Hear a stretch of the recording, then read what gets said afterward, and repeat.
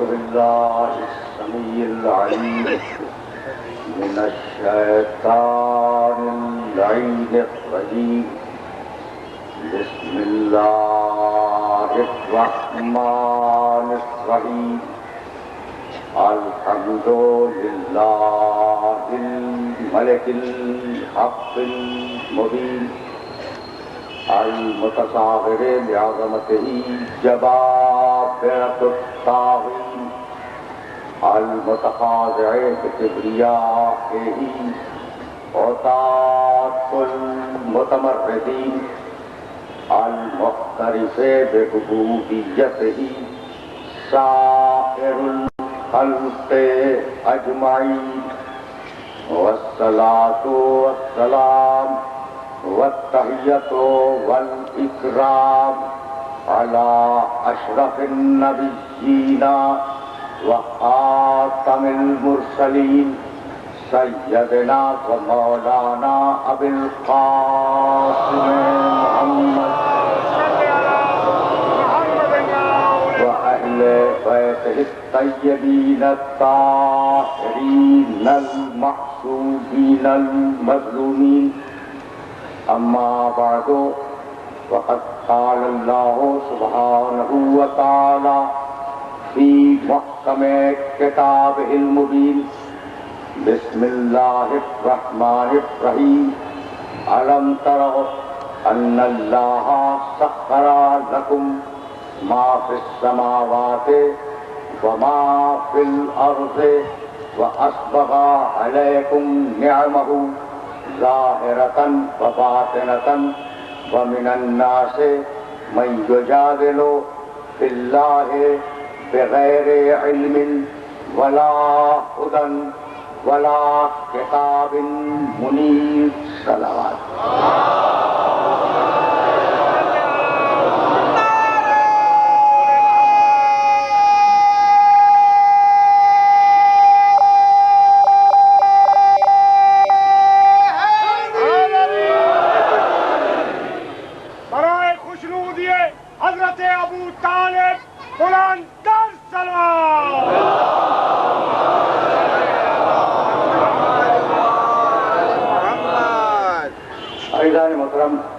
سرنامے سخن میں سورہ لقمان کی ایک مشہور آیت کی تلاوت کا شرف حاصل کیا گیا.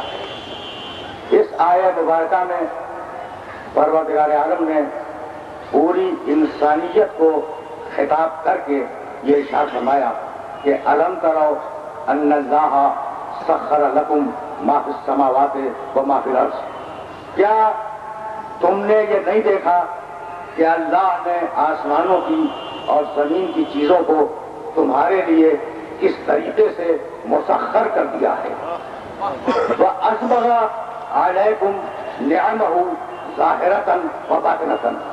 اور تم اس بات کو محسوس کیوں نہیں کرتے کہ اللہ نے تمہیں بھرپور طریقے سے ظاہری نعمتیں بھی دی ہیں اور باطنی نعمتیں بھی دی ہیں. وَمِنَ النَّاسِ مَن يُجَادِلُ فِي اللَّهِ بِغَيْرِ عِلْمٍ وَلَا هُدًى وَلَا كِتَابٍ مُنِيرٍ.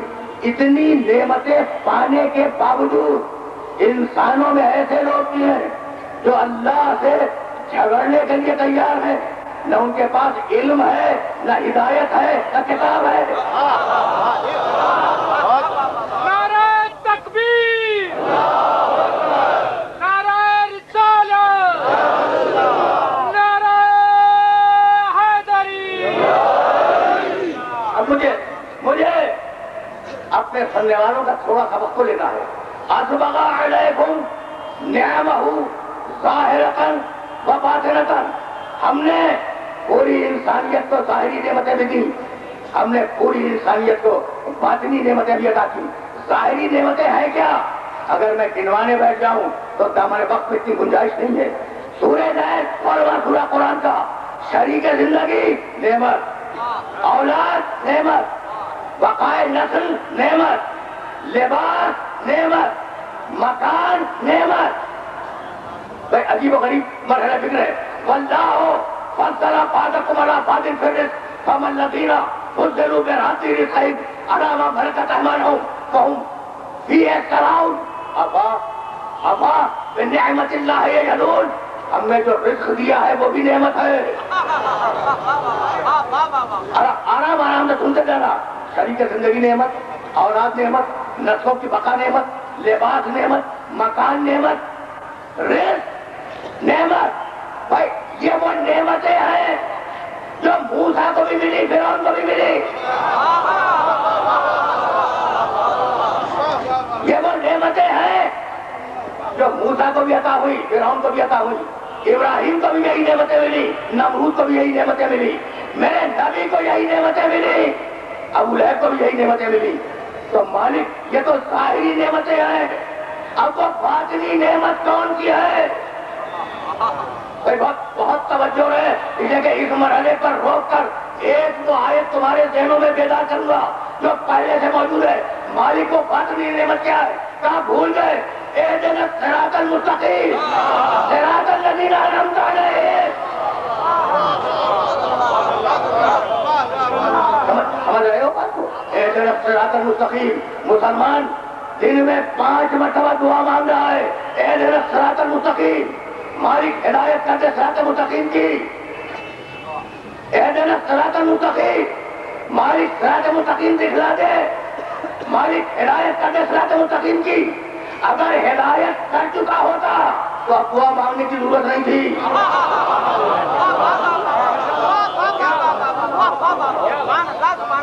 دعا مانگتے مانگتے بوڑھے ہو گئے، اگر دعا قبول ہو گئی ہوتی تو دوبارہ مانگنے کی ضرورت کیا ہے؟ تو اب ایک ترجمہ اور آیا، اہدنا الصراط المستقیم۔ مالک باقی رکھ صراط مستقیم پر، ہے نا؟ 2 ترجمے۔ میں ہمیشہ اتحاد بین المسلمین کا قائل رہا اور میں نے کبھی کوئی اختلافی بات نہیں کی۔ میرے نزدیک یہ دونوں ترجمے صحیح ہیں۔ جس نے کہا ہدایت کر دے وہ بھی صحیح ہے، جس نے کہا ہدایت پر باقی رکھ وہ بھی صحیح ہے۔ تو جس کی نہیں ہوئی وہ کہے کہ ہدایت کر دے، جس کی ہو گئی وہ کہے کہ باقی رکھ۔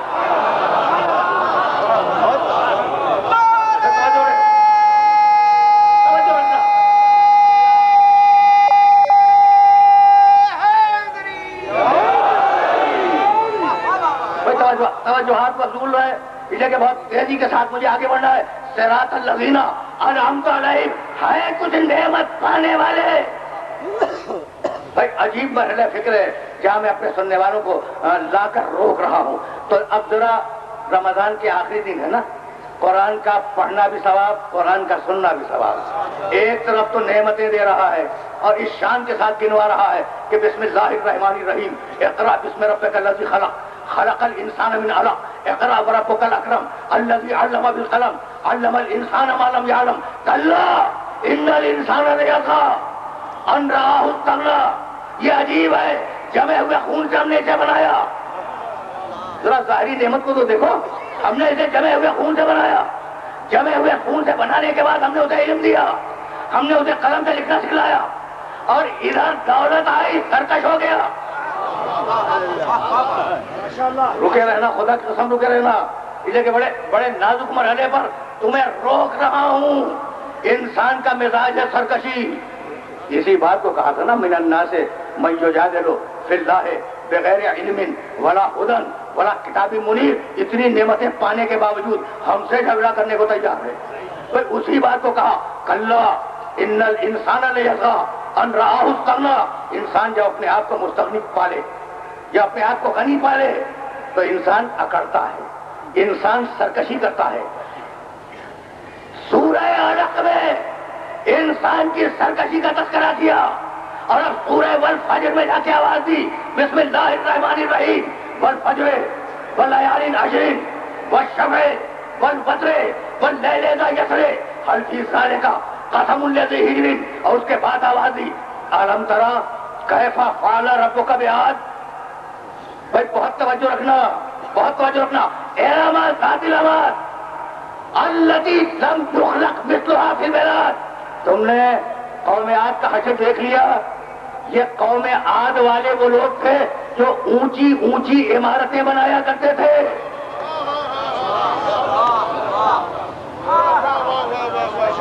بھائی بہت پڑھا لکھا مجمع میرے سامنے،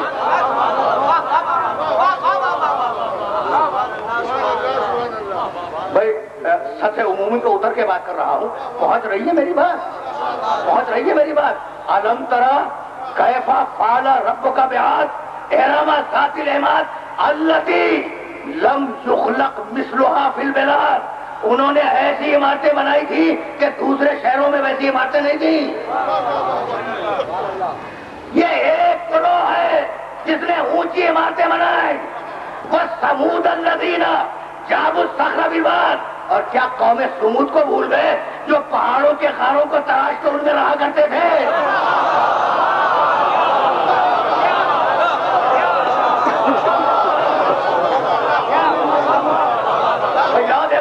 کہ میں نے کہیں ترجمے میں ڈنڈی تو نہیں مار دی. وہ ثمود الذین جابوا الصخر بالواد. وہ پہاڑوں کے اندر تراش تراش کے مکانات بنا کر رہتے تھے. بھائی توجہ ہے، تم قوم عاد کو فراموش نہ کرنا، اونچی بلڈنگوں والے. تم ان پہاڑ کے خاروں والوں کو فراموش نہ کرنا. ظالم یہ بھی ہے، ظالم وہ بھی ہے.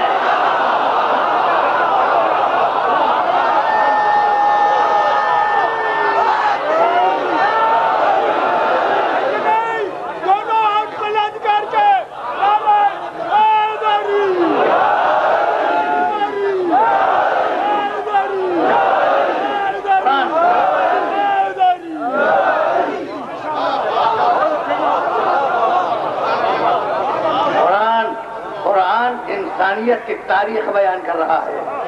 وَثَمُودَ الَّذِينَ جَابُوا الصَّخْرَ بِالْوَادِ. وادیوں میں چٹانوں کو تراش تراش کر ان کے اندر رہا کرتے تھے. وَفِرْعَوْنَ ذِي الْأَوْتَادِ. کیا بھول گئے فرعونوں کو؟ وہ لشکروں والے جہاں چاہا لشکر بھیج دیا. بڑے متکبر تھے.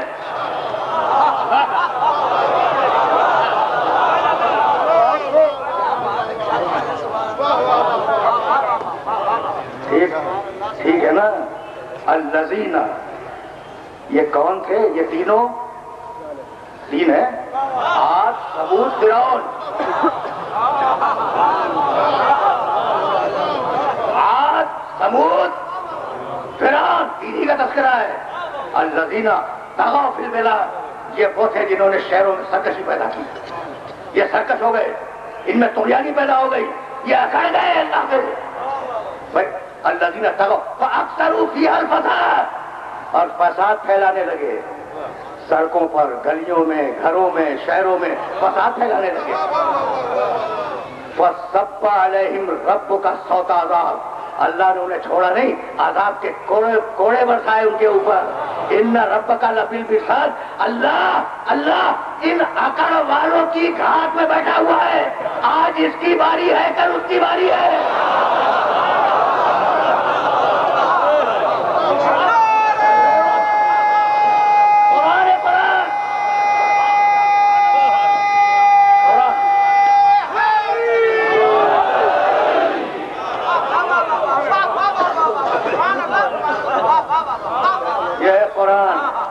یہ ہے قرآن کی طاقت. سمجھ رہے ہو بات کو؟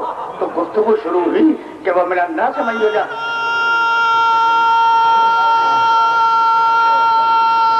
آیات قرآنی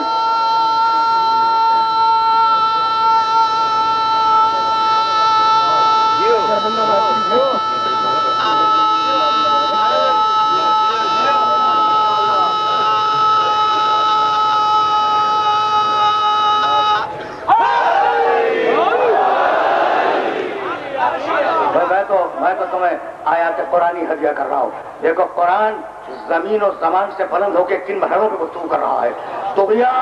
طغیان کلا ان الانسان لیطغی. انسان سرکش ہو جاتا ہے جب اپنے آپ کو مستغنی پاتا ہے کہ ہمارے پاس دیو بھگر فیکٹریاں ہیں، ہمارے پاس طاقت ہے، ہمارے پاس دولت ہے، ہمارے پاس وہ سب کچھ ہے کہ اگر ہم اسے جھونک دیں تو یہ دنیا آدھے گھنٹے میں تباہ ہو جائے.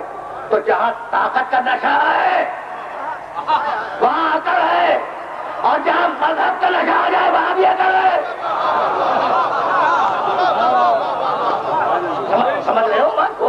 یہ طغیان ہے، یہ طغیان ہے طاقت والوں کا، یہ طغیان ہے دولت والوں کا.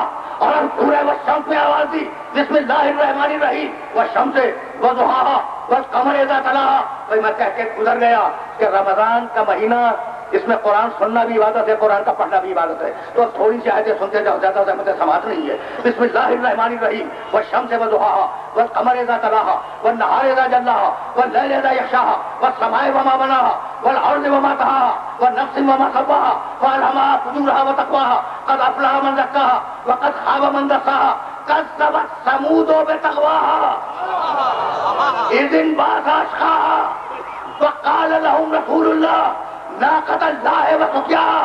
بڑا طغیان تھا، بڑی سرکشی تھی قوم سمود میں. بھائی توجہ رہے، بڑی سرکشی تھی قوم سمود میں. ان کے رسول نے کہا یہ اللہ کا ناقہ ہے. وہ لوگ جو واقعے سے واقف ہے وہ تو جانتے ہیں. حضرت صالح علیہ السلام کا معجزہ تھا ایک اونٹنی جو پہاڑ کے اندر سے برآمد ہوئی تھی، اور قرآن نے کہا ناقۃ اللہ، اللہ کا ناقہ. تو کیا کبھی اللہ نے اس پہ سواری کی؟ کیا کبھی اللہ نے اس ناقے کا دودھ پیا؟ تو بھئی یہ ناقۃ اللہ کیسے ہو گیا؟ تو وہ چیز جو خدا کو سمجھا دے وہ منسوب ہو جاتی ہے خدا کی طرف. اب یہ مفسر عجیب ہے کہ ناقۃ اللہ تو سمجھ میں آ گیا، ید اللہ آج تک سمجھ میں نہیں آیا.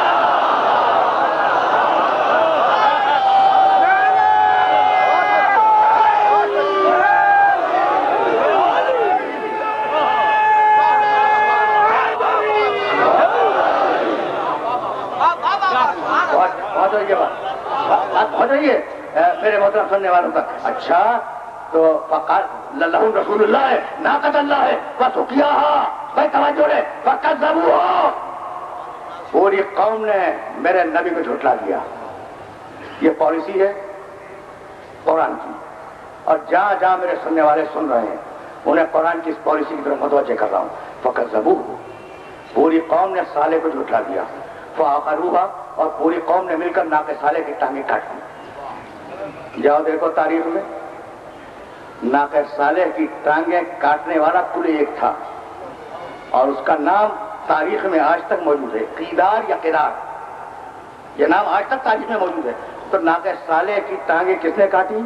ایک نے. ٹھیک ہے نا. قرآن نے کیا کہا؟ فکذبوہ فعقروها. پوری قوم نے ہمارے نبی کی تکذیب کر دی، اور پوری قوم نے مل کر ناقے کی ٹانگیں کاٹ دی. تو مالک کاٹنے والا تو ایک تھا، یہ الزام قتل میں تو نے پوری قوم کو شریک کیوں کر دیا؟ کاٹنے والا ایک تھا، لیکن چونکہ پوری قوم اس عمل سے راضی تھی اس لیے ساری قوم الزام قتل میں برابر کی شریک ہے. قرآن نے اصول دے دیا کہ اگر قتل پر راضی ہو تو تم بھی قاتل ہو. اب دنیا میں جو بھی قتل علی سے راضی ہو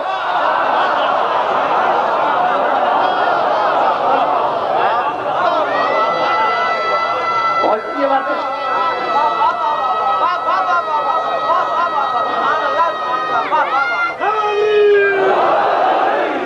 عجیب مرحلہ فکر ہے نا، عجیب مرحلہ فکر ہے. کیا میں آج اپنے سننے والوں کو روکنا چاہ رہا ہوں. اچھا تو کبھی اکڑ نہ کرنا اللہ سے، کبھی گھمنڈ نہ کرنا. ہمارے پاس طاقت ہے، ہمارے پاس دولت ہے، ہمارے پاس دیو ہیکر فیکٹریاں ہیں. منافق ہو تم منافق. پورے معاشرے کی بات کر رہا ہوں. تم منافق ہو. سگریٹ کے پیکٹ پہ لکھتے ہو کہ تمباکو نوشی مضر صحت ہے، اور پھر مارکیٹ پہ پھینک رہے ہو.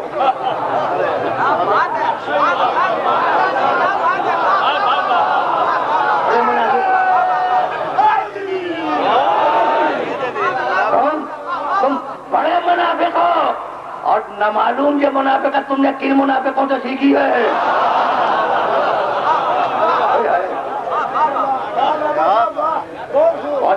پہنچ رہی ہے بات پہنچ رہی ہے.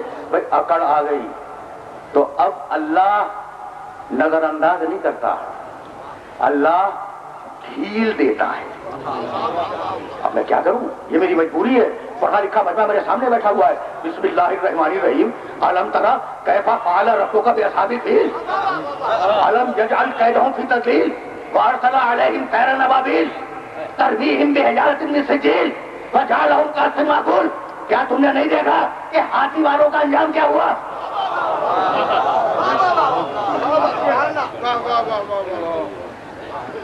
کیا کمال ہے. الم ترا کیف فعل ربک باصحاب الفیل، کیا تم نے نہیں دیکھا کہ تمہارے رب نے، تمہارے اللہ نے ہاتھی والوں کا انجام کیا کیا؟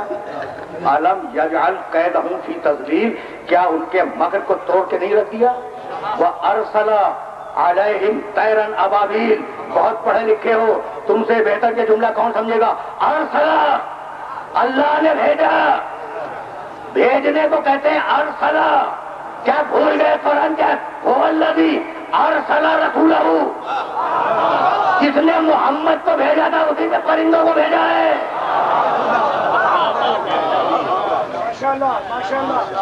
کیا بھائی اب تھوڑا سا اس مرحلے پر رک جاؤ، مجھے واپس تو جانا ہے اس آیت کی طرف جو سرنامے سخن میں تمہارے سامنے میں نے پیش کی. لیکن اب یہاں رک کے ایک جملہ کہنا چاہ رہا ہوں. بھائی ہاتھی والوں کے مقابلے پر ان کی اکڑ کو اور ان کے گھمنڈ کو توڑنے کے لیے اللہ نے کیا بھیجا؟ چھوٹے پرندے اور ان کے چھوٹے چھوٹے پنجے، ان پنجوں میں اس سے بھی چھوٹی کنکریاں. وہ اللہ، اچھا بھائی وہ جو ہاتھی لائے تھے ابرہا کی فوج والے، کیا کسی اور اللہ نے بنائے تھے؟ اللہ تو ایک ہی ہے. اللہ تو ایک ہی ہے. تو جب اللہ ایک ہے تو جس نے وہ ہاتھی بنائے تھے اس سے بڑے ہاتھی بنا کے عبد المطلب کو دے دیتا.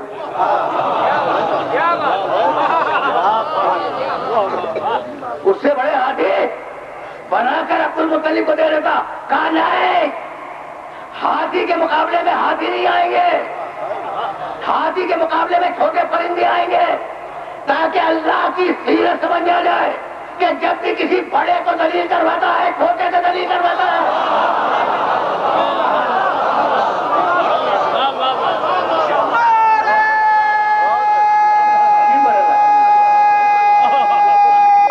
سمجھ رہے ہو بات کو؟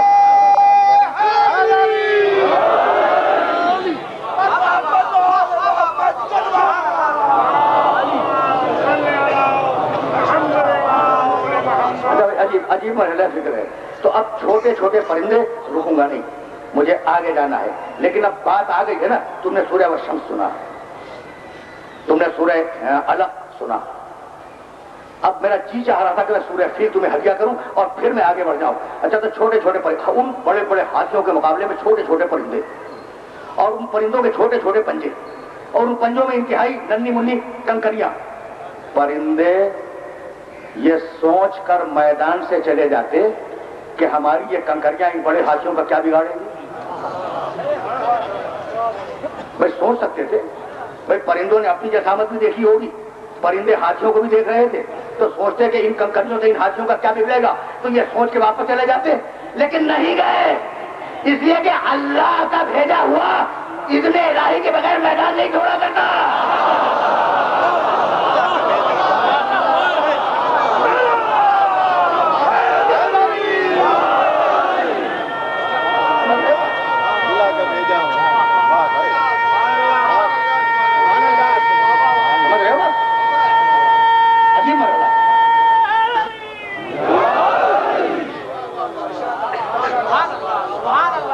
عجیب مرحلہ فکر ہے، جس مرحلہ فکر پر میں اپنے سننے والوں کو لے کے آ گیا.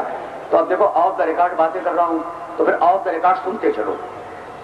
اچھا بھائی تو پرندوں نے پھینک تو دیا، ٹھیک ہے نا. کہنے لگے، بھائی سننا، کبھی ایسے بھی سنو، یہ جملہ میں نے کل رات بھی کہا، کبھی ایسے بھی سنو جیسے میں کبھی کبھی بولتا ہوں. کہنے لگے کہ پیغمبر اکرم کے وصال کا وقت جب قریب آیا، اچھا وصال کا لفظ میں نے نقل کیا ہے ورنہ میرے نزدیک وصال کا لفظ رسول کے لیے درست نہیں ہے. انتقال کا وقت آیا، جب پیغمبر اکرم کے انتقال کا وقت آیا تو میدان میں آئے اور آنے کے بعد سب کو جمع کروایا اور کہا کہ میں دنیا سے جا رہا ہوں، جس کا کوئی حق اگر میرے اوپر ہے وہ لے لے. مشہور واقعہ ہے نا. بھرے مجلس سے ایک صحابی رسول اٹھ کے کھڑے ہو گئے، ایک بزرگ کھڑے ہوئے اور کہنے لگے یا رسول اللہ، آپ فلاں جنگ میں جا رہے تھے اور آپ نے تازیانہ مارا اپنے سواری کے جانور کو، وہ تازیانہ اتفاق سے مجھے لگ گیا، تو یا رسول اللہ یہ میرا حق ہے آپ کے اوپر. کہا پھر کہا یا رسول اللہ تازیانہ منگوائیں، میں قصاص لوں گا. قصاص جانتے ہو، عمل کا بدلہ. قصاص ہے جیسا کام ویسا بدلہ، اس کو کہ کبھی پھر صحیح قصاص کے معنی. یا رسول اللہ فلاں جنگ میں آپ جا رہے تھے اور آپ نے اپنی سواری کو تیز ہنکانے کے لیے تازیانہ مارا، وہ میں قریب میں تھا، اتفاق سے وہ تازیانہ مجھے لگا تو اللہ کے رسول میں بدلہ لینا چاہتا ہوں. میرے نبی کی سیرت جانتے ہو؟ میرا نبی وہ ہے جس نے کبھی زندگی میں اپنی سواری کے جانور کو تازیانہ نہیں مانا. تو رسول بڑی آسانی سے کہہ سکتے تھے تو جھوٹا ہے، میں نے ایسا نہیں کیا. ٹھیک ہے نا؟ کہہ لیں گے نہیں. کتنا آسان ہے بھائی. دیکھیے آپ کوئی غلط الزام اس پہ لگا دے، میں بھرے ممبر سے کہہ دوں گا، بھرے مجمع میں ممبر سے کہہ دوں گا کہ نہیں جناب یہ آپ غلط کہہ رہے ہیں، یہ جھوٹ ہے. ٹھیک ہے نا؟ پیغمبر اکرم بھرے مجمع میں اس کے جھوٹ کو سننے کے باوجود یہ نہیں کہتے کہ تو جھوٹا ہے. جھوٹا ہے لیکن رسول نے جھوٹایا نہیں. تو بتلانا یہ تھا کہ میں صاحب خلق عظیم ہوں. جب میں تمہارے جھوٹے کو نہیں جھوٹلاتا تو تم کہیں میرے سچے کو نہ جھوٹلا دو.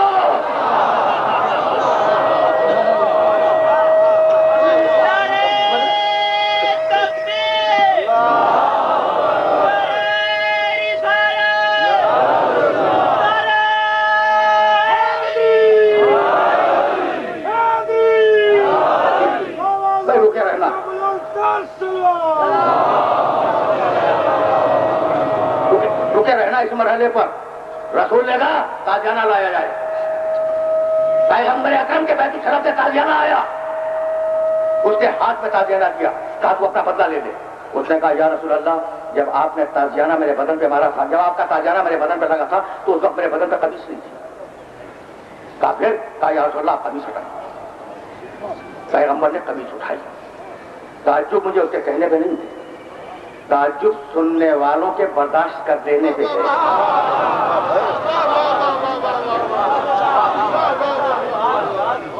سمجھ رہے ہو بات کو؟ سن کے برداشت کر لے گئے لوگ. تعجب اس بات کے اوپر ہے میرے نبی نے اپنی قمیص اٹھائی. جب قمیص اٹھی تو کہا کہ یا رسول اللہ ذرا سا اور یہ جگہ تازیانہ اور اوپر لگا تھا. پیغمبر نے اور اوپر قمیص اٹھائی. اتنی قمیص اٹھائی کہ مہر نبوت نمایاں ہو گئی. مہر نبوت، کندھے کی مہر نبوت نمایاں ہو گئی. وہ دوڑتا ہوا آیا، کہنے لگا یا رسول اللہ میں نے تو ایک صورت حال بنائی تھی مہر نبوت کو چومنے کے لیے. تاریخوں نے اس واقعے کو لکھا ہے، تاریخوں نے اس واقعے کو لکھا ہے کہ یا رسول اللہ میں نے تو ایک صورت حال بنائی تھی مہر نبوت کو چومنے کے لیے. یہ کہہ کر اس نے اپنے ہونٹ مہر نبوت پر رکھ دیے. تو صحابی کو جس کے ہونٹ مہر نبوت پہ آ جائے اور علی وہ جس کے قدم مہر نبوت پہ آ جائے.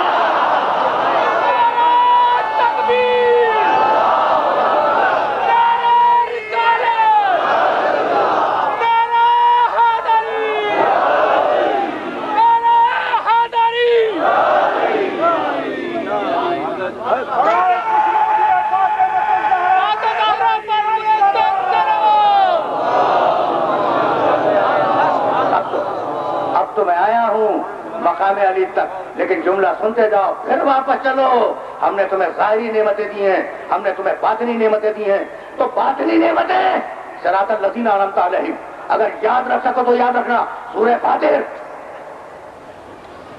اور تیسرا سورہ قرآن مجید کا یا ایھا الناس.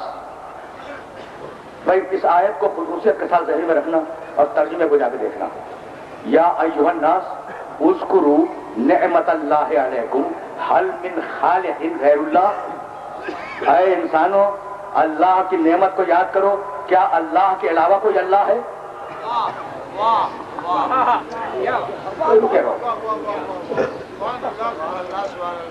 عجیب عجیب مرحلہ فکر ہے اور اس مرحلہ فکر پر تمہیں روک لوں گا. اب اس سے زیادہ زحمت سماعت بھی نہیں دوں گا، لیکن جہاں لے آیا ہوں یہ دو آیتیں سنتے جاؤ.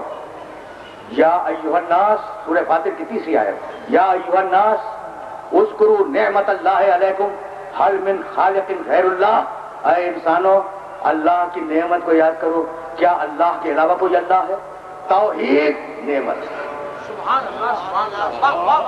بہت پڑھا لکھا مجمع میرے سامنے بیٹھا ہے اور میں روایات کی طرف نہیں جا رہا ہوں، فقط آیتیں ہدیہ کروں گا، تم سے اجازت لے لوں گا.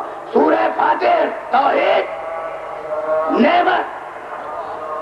اور اب سورہ نون والقلم بسم اللہ الرحمن الرحیم. نون والقلم وما یسطرون ما انت بنعمت ربک بمجنون، نون کی قسم، قلم کی قسم، مستقبل میں جو لکھا جائے گا اس کی قسم، حبیب تیرے پاس نعمت ہے، تو مجنون نہیں ہے۔ پہنچ رہی ہے بات؟ ایک مرتبہ پھر سننا، نون کی قسم، والقلم، قلم کی قسم، وما یسطرون، اور جو مستقبل میں لکھا ہے، تحریر کی قسم، نون کی قسم، قلم کی قسم، تحریر کی قسم، حبیب تو مجنون نہیں ہے۔ اب آج تک سمجھ میں نہ آیا کہ تحریر سے جنون کا ربط کیا ہے؟ تو ہوگی کوئی خواہش تحریر اور لگی ہوگی کوئی تہمت جنون۔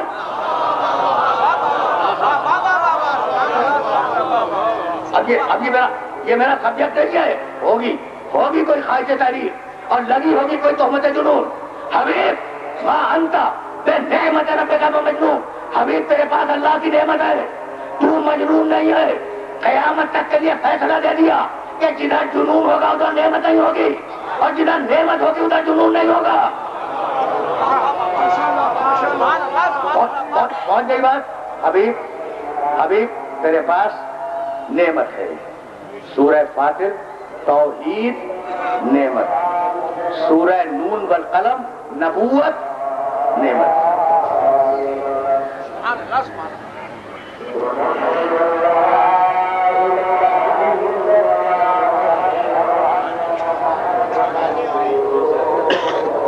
محمد والے محمد بلند السلام۔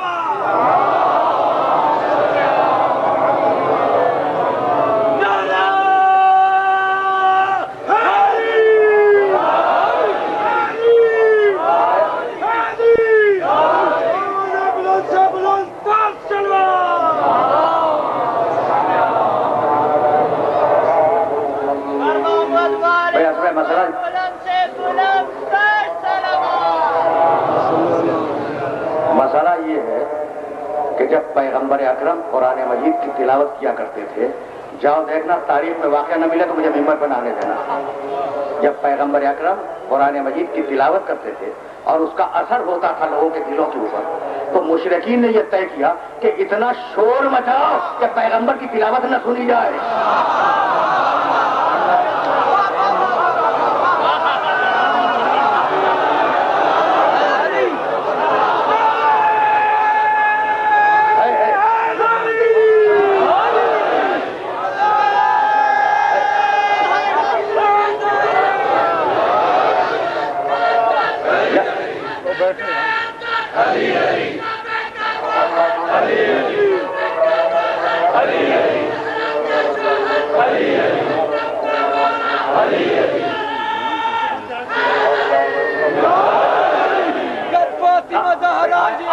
آیت ہے، اس آیت کو جا کر دیکھ لینا، لا تسمعوا لہذا القرآن والغوا فیہ، قرآن میں موجود ہے۔ تو اب تمہیں نوٹس لینے کی ضرورت نہیں ہے، سرسری گزر جاؤ، اس لیے کہ قرآن کا حکم یہ اذا فروا عن اللغو مروا کراما، مومن وہ ہے کہ جب کسی لغو کی طرف سے گزرے تو آنکھوں کو بند کر کے مطمئن گزر جائے۔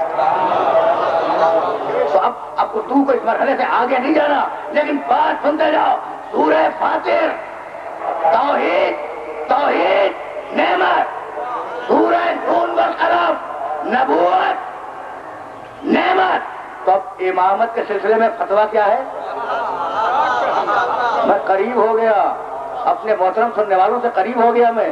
بھائی اگر قرآن نے کہا کہ نبوت نعمت ہے، اگر قرآن نے کہا کہ توحید نعمت ہے، تو قرآن کا فتویٰ کیا ہے امامت کے سلسلے میں؟ تو اب میں ترجمہ بھی نہیں کروں گا۔ جب مولائیت کا اعلان ہو گیا تو آیت اتری الیوم اکملت لکم دینکم واتممت علیکم نعمتی۔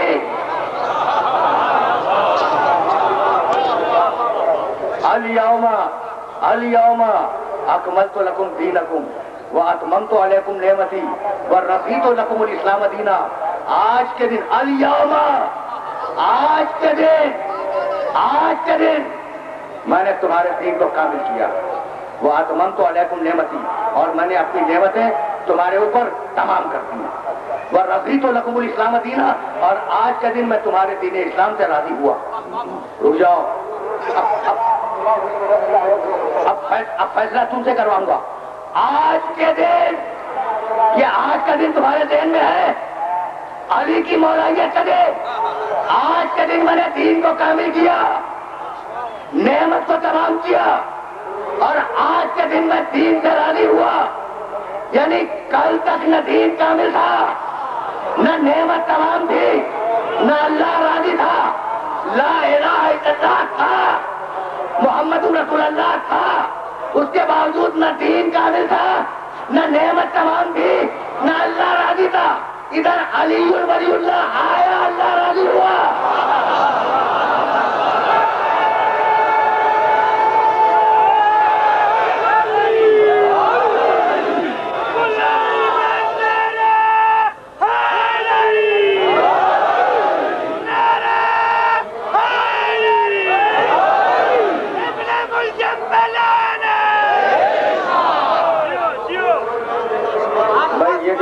یہ جو مرحلہ فکر ہے، اس مرحلہ فکر پر اپنے محترم سننے والوں کو روک لوں گا۔ الیوم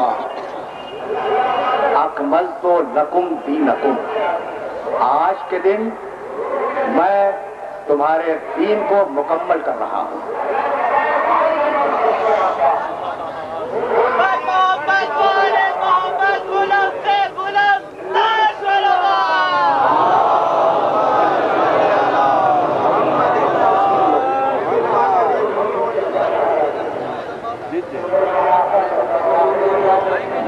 اب الحمدللہ اللہ نے وہ دن دکھلایا کہ جمعے کے خطبے سننے میں آ رہے ہیں، ورنہ ہم نے تو سورہ جمعہ میں پڑھا تھا کہ رسول کو چھوڑ کے چلے جایا کرتے۔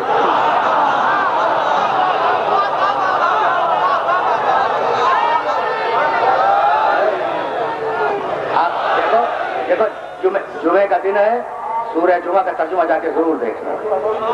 تو اب ہم تو اتحاد بین المسلمین کے قائل ہیں، اور ہم نے ہمیشہ مسلمانوں کا ساتھ دیا ہے، تو ہم سلسلہ گفتگو کو زیادہ دراز نہیں کریں گے، جہاں لے آئے ہیں وہاں بات مکمل ہو جائے گی۔ الیوم اکملت لکم دینکم، آج کے دن میں نے تمہارے دین کو کامل کیا۔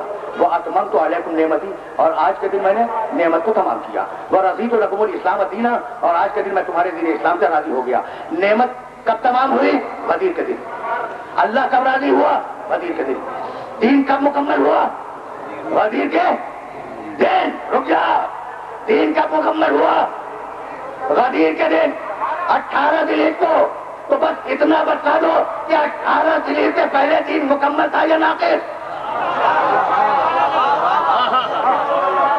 ناقص تھا نا، گھبرانے کی کوئی ضرورت نہیں ہے۔ جب اللہ یہ کہہ رہا ہے کہ میں نے غدیر کے دن دین کو کامل کیا، اس کا مطلب ہی یہ ہے کہ اس سے پہلے دین کامل نہیں تھا، ناقص تھا۔ اب ایک سوال تمہارے ذہن و دل و دماغ سے کرنا چاہ رہا ہوں، اور یہاں بات کو میں روک دوں گا، یہاں گفتگو رک جائے گی۔ غدیر سے پہلے دین ناقص تھا، غدیر کے دن دین کامل ہوا۔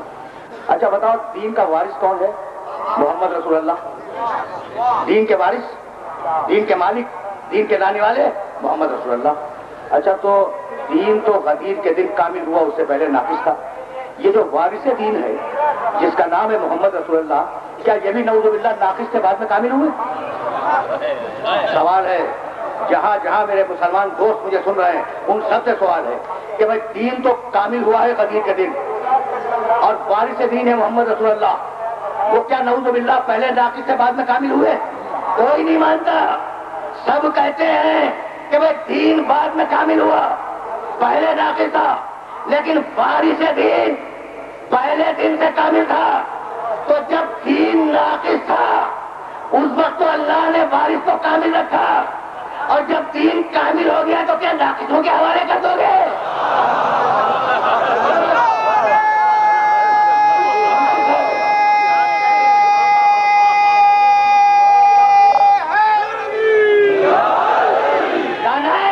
اب کامل دین کے لیے وارث کامل ہوگا، ممبر لاؤ۔ کیا عجیب کمال کی بات ہے، بس میں نے تقریر کو اپنے آخری مرحلوں سے قریب کر دیا۔ ممبر لاؤ، بھائی دیکھو یہاں ممبر موجود ہے، اور اگر میں کیماڑی پہ لے جا کے مجمع سے کہوں ممبر لاؤ تو میری دماغی صحت پہ تمہیں شبہ ہو جائے گا کہ جناب نشتر پاک چھوڑ کے آپ کیماڑی کیوں آئے ہیں؟ اچھا پھر بھی ممکن ہے کہ آپ کیماڑی میں ممبر لے کے آ جائیں میرے لیے، ڈھونڈ ڈھانڈ کے لے آئے، پورے شہر میں بڑے ممبر ہیں. اچھا لیکن اگر میں سپر ہائی وے پہ لے جاؤں بیچ راستے میں اور کہو جناب ممبر لائیے مجھے ایک بڑی اہم تقریر کرنی ہے، تو آپ میری دماغی صحت پہ شبہ کریں گے. کراچی چھوڑ کے آئے ہیں کہہ رہے ہیں ممبر لاؤ. خدا کی قسم مدینہ چھوڑ کر مکہ چھوڑ کر پیغمبر غدیر خون کے ریگستان میں کہتے ہیں ممبر لاؤ.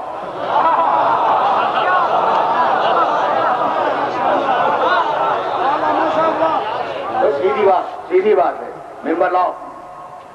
لوگوں نے کہا کہ یا رسول اللہ اب اس جنگل میں اور اس بیابان میں تو ممبر لانا ممکن نہیں ہے. کہا اچھا اگر ممبر نہیں لا سکتے تو ممبر بناؤ. یہ نبوت ہے، دیکھو یہ نبوت ہے، یہ کسی احمق بادشاہ کا حکم نہیں ہے، یہ کائنات کا سب سے بڑا نبی بول رہا ہے، کائنات کا سب سے بڑا انسان خاتم النبیین کہتا ممبر لاؤ بیابان میں، ممبر لاؤ. کہ اب کہلوان یا کہ ممبر نہیں لا سکتے، کہا ممبر بنا. کہا یا رسول اللہ ممبر بنانے کے لیے کچھ اوزار تو چاہیے نا، اوزار تو نہیں ہے ہمارے پاس. کہا اچھا تو ممبر لا نہیں سکتے. کہا یا رسول اللہ نہیں لا سکتے. کہا ممبر بنا نہیں سکتے. کہا یا رسول اللہ نہیں بنا سکتے. کہا یہ جو اونٹ کھڑے ہیں مشہور واقعہ ہے، میں تو ایک جملے کی یہ زحمت دے رہا ہوں، یہ جو اونٹ بیٹھے ہوئے ہیں نا اور کھڑے ہوئے ہیں ان کی پیٹھ سے کاٹھیاں اتارو، جسے تم پالانے شتر کے نام سے یاد کرتے ہو. کاٹھیاں اتارو، انہیں تلے اوپر رکھتے جاؤ، ممبر بن جائے گا. کاٹھیاں اتری، تلے اوپر رکھی گئی، ممبر بن گیا، ممبر بن گیا. تو یا رسول اللہ آپ مکے سے ممبر لے کے کیوں نہ چلے؟ یا رسول اللہ بنوا کے لے چلے ہوتے. کہا نہیں، تجربہ کروانا ہے کہ جب میرے بتائے بغیر تم ممبر نہیں بنا سکتے تو ممبر والا کیسے بنا لو گے؟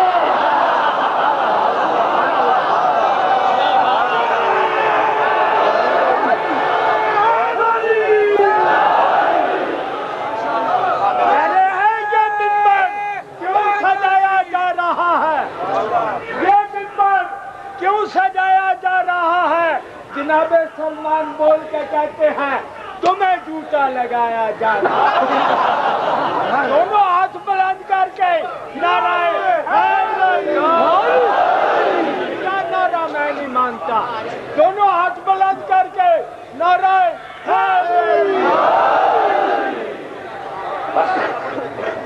بس میرے دوستو، میرے عزیزو، اب سلسلہ فکر اس مقام سے آگے نہیں جائے گا.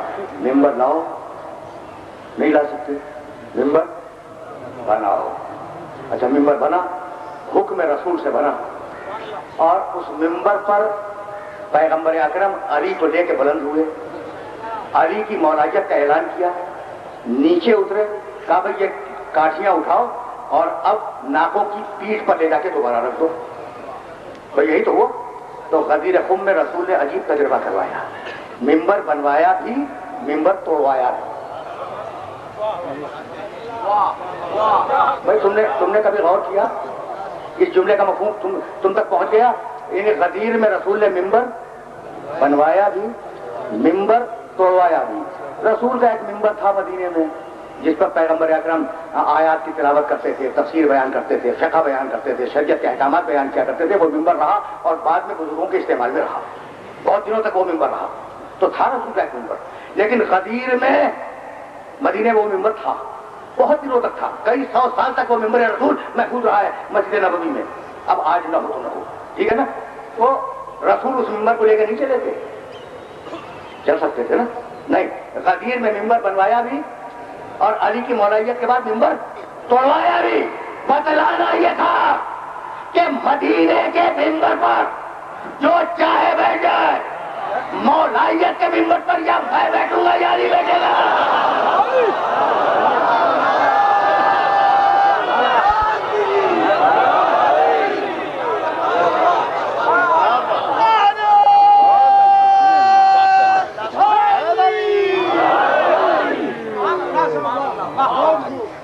بس میرے عزیزوں، میرے دوستوں، गुफ्तगू इस मरहले पर इख्तिताम पजीर हो रही है। इससे ज्यादा ज़हमत समात नहीं दूंगा। सुखनहाय गुफ्तनी तो बहुत हैं और इंशाअल्लाह औकात आते रहेंगे और बातें होती रहेगी। इस मकाम पर बात को मुकम्मल करने जा रहा हूँ। ये अली की जो मौलाइयत है ना, इसे आसान न समझना। दुनिया की सबसे बड़ी इबादत है नमाज। हुक्म नमाज आया, जब हुक्म नमाज आया तो रसूल ने मजमा जमा करके हुक्म नमाज नहीं सुनाया कि मजमा जमा करो नमाज वाजिब हो गई।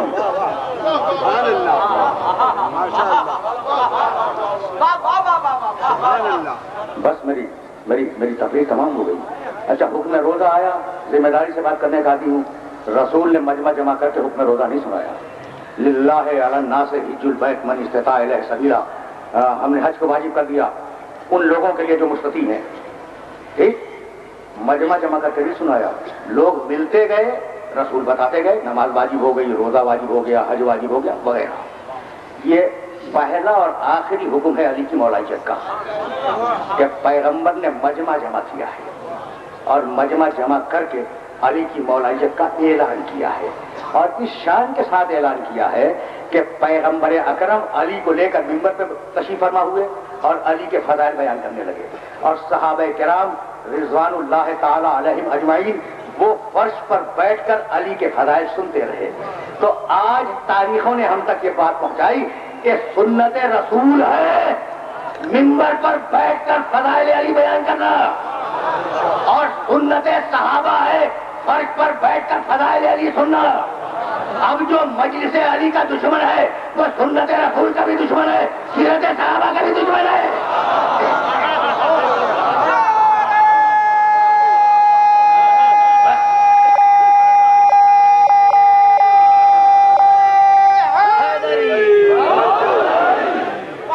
बस मेरे दोस्तों, मेरे अजीजों, तकरीर इस मरहले पर रुक गई।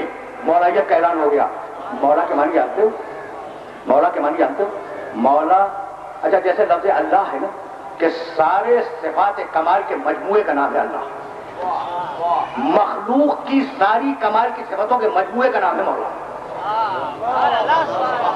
जब वो मौला है तो उसके पास इल्म भी कमाल पे है, तकवा भी कमाल पे है, अदालत भी कमाल पे है, शजाअत भी कमाल पे है, गैब दीनी भी कमाल पे है। भाई यही तो सबब है कि सन 40 हिजरी में अली की शहादत हुई। 39 हिजरी तक अली ने कोई बात नहीं की, लेकिन जब सन 40 हिजरी के रमजान का चांद उफ़क़ के मदीना में नमूदार हुआ, भाई अजीब महल फिक्र है। तो कुछ लोगों ने यह तय किया कि अली कूफे में हम अली के पास जाएंगे। 7 या 8 तारीख को पहुंचे। देखो अभी तो मैंने मसाइब बयान भी नहीं किए ना, आवाजें बुलंद हो गई। मैं सुन लेगा चंद जुमले बड़े मुख्तसर मसाइब पढ़ने का भी हूँ। आए मदीने वाले तो एक दूसरे को ताज्जुब से देखने लगे, कहने लगे आज तक हमने अली से वो बातें नहीं सुनी थी जो इस रमजान में सुन रहे हैं। अली मिंबर पर बैठते हैं और कहते हैं यही वो महीना है जब मेरी दाढ़ी मेरे सर के खून से खिताब हो।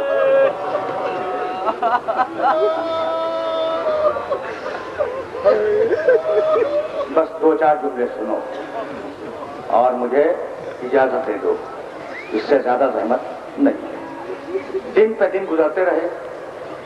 13वीं रमजान से अली ने अपने बच्चों को बिठाकर वसीयतें करनी शुरू की।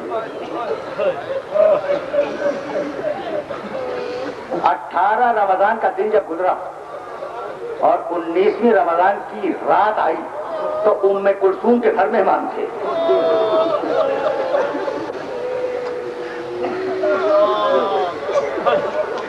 सबको मालूम है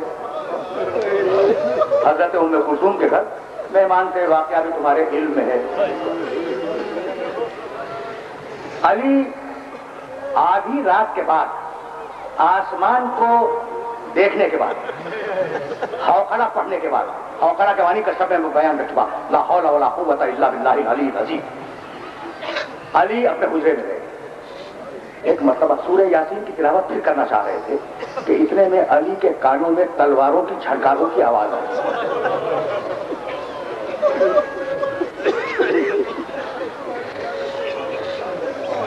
हसन इब्न अली को बुलवाया, اور کہا باہر دیکھو یہ تلواروں کی جھنکاروں کا شور کیسا ہے۔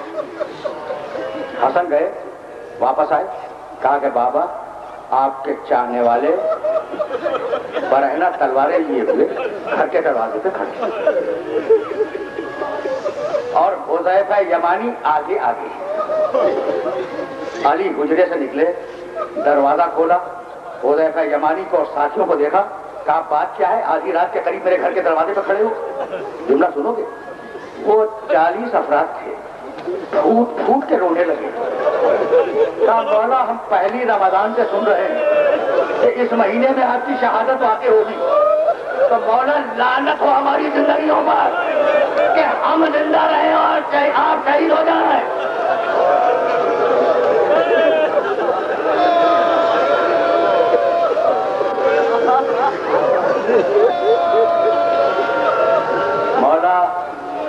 مولا تف ہے ہماری زندگیوں پر، لعنت ہے ہماری زندگیوں پر کہ ہماری زندگی میں آپ کو کوئی گزند پہنچ جائے۔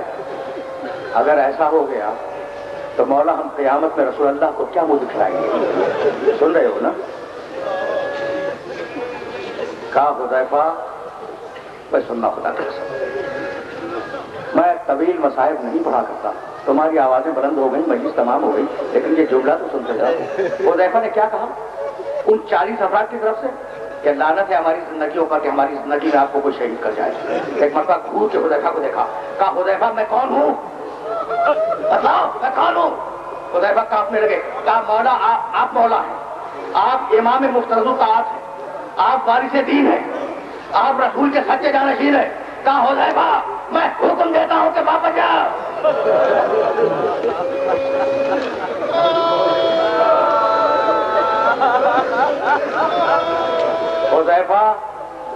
حذیفہ میں حکم دیتا ہوں کہ واپس جاؤ۔ سارا مجمع واپس ہوا۔ راوی کہتا ہے کہ حذیفہ مڑ مڑ کر علی کے دروازے کو دیکھتے رہے کہ شاید یہ وہی رات نہ ہو۔ گلی کے موڑ تک حذیفہ نے مڑ کے علی کی صورت دیکھی۔ حذیفہ گھر میں پہنچنے کے بعد تلوار پھینکی، تکیے پہ سر رکھا۔ ایک مرتبہ حذیفہ کی بیوی سامنے آئی، کہا حذیفہ ایسے شدید زمانے میں تم مولا کو اکیلا چھوڑ کے آ گئے؟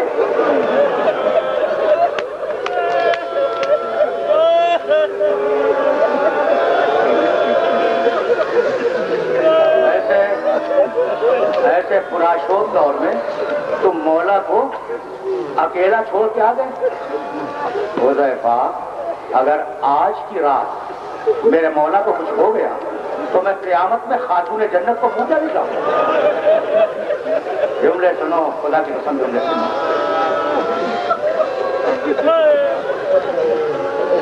19ویں رمضان کی صبح طلوع ہونے والی ہے۔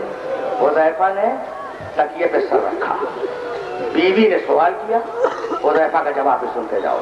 حذیفہ اٹھ کے بیٹھ گئے، کہنے لگے بیوی مت گھبرا، تو نے میرے مولا کو کیا سمجھا ہے؟ وہ فاتح بدر ہے، فاتح احد ہے، فاتح خیبر ہے، فاتح خندق ہے، کسی کی مجال ہے کہ اس پہ حملہ کر سکے؟ بیوی کو کچھ تھوڑی سی تسلی ہوئی، حذیفہ نے تکیے پہ پھر سر رکھا۔ حذیفہ کی آنکھ لگ گئی۔ ایک مطلب بیوی نے شانہ جھنجھوڑا کہ حذیفہ ذرا آواز تو سننا۔ اب تو حذیفہ آنکھوں کو بنتا وقت تھا، وہ آواز آ رہی تھی، علاقت کو چلا بھی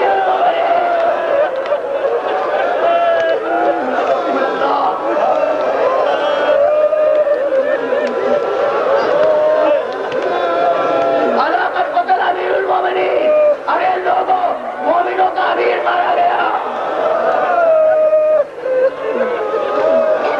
بس میرے دوستو میرے عزیزوں، تم نے گریہ کیا اور میں پچھلی 3 راتوں میں مقاتل کے تفصیلات بیان کرتا رہا ہوں، اب زیادہ بیان نہیں کروں گا۔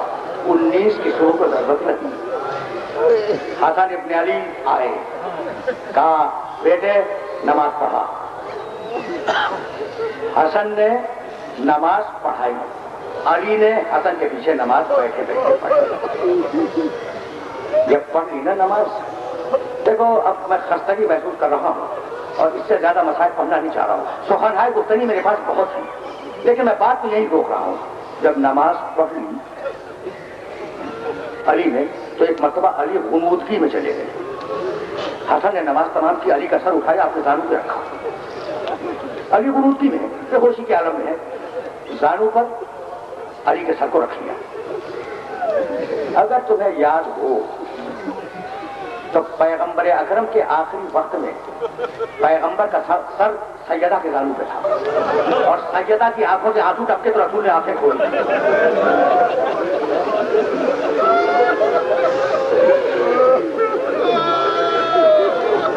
تمہیں یاد ہونا چاہیے، نہیں تو مقصد ہے. اچھا، جب قاسم کو حسین نے سنوارا ہے تو دونوں گلے لگے، لگ کے بے ہوش ہو گئے. بی بی زینب آئی، قاسم کا سر اپنی زانو پہ لیا، آنسو ٹپکے قاسم کو ہوش آ گیا. علی کا سر حسن کے زانو پہ ہے، حسن کے آنسو ٹپکے، علی نے آنکھیں کھولی. کہا بیٹے مت رو، تسلی دی. بس آخری جملہ سنو. اب میں خستہ نہیں محسوس کر رہا ہوں. ایک مرتبہ علی نے اپنے پیروں پر دباؤ محسوس کیا. اب جو علی نے سر اٹھا کے دیکھا تو دیکھا چھوٹا بیٹا حسین دونوں قدموں سے لپٹا ہوا ہے اور تڑپ تڑپ کے روتا جاتا ہے. ایک مرتبہ کہا ابرن یا ابا عبداللہ، حسین بیٹے صبر کرو، یہ تمہارے نانا رسول اللہ کھڑے ہیں، یہ تمہاری نانی خدیجہ الکبریٰ ہے، یہ تمہاری ماں فاطمہ زہرا ہے. بیٹے یہ کیا کہیں گے کہ علی کا بیٹا صبر نہ کر سکا؟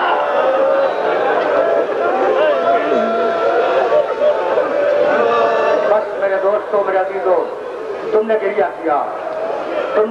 کیا، مجلس اپنے آخری مرحلوں میں داخل ہو گئی. لیکن جملہ سنتے جاؤ. میں مسائل بیان کر چکا، بس ایک جملہ سنو اور مجھے اجازت دے دو. کیا کہا علی نے تسلی دینے کے لیے حسین سے کہ بیٹے تمہارے نانا رسول اللہ کھڑے ہیں، تمہاری نانی خدیجہ الکبریٰ کھڑی ہے، تمہاری ماں فاطمہ زہرا کھڑی ہے. بیٹے صبر کر. یہ لوگ کیا کہیں گے کہ علی کا بیٹا صبر نہ کر سکا؟ تسلی دینے کا یہ طریقہ خاندان آل محمد کے علاوہ کہیں نہیں. آخری جملہ سنو گے. جب حسین نے عاشور کے دن یا علی کہہ کے علی اکبر کے سینے سے بچی گئی تو جواب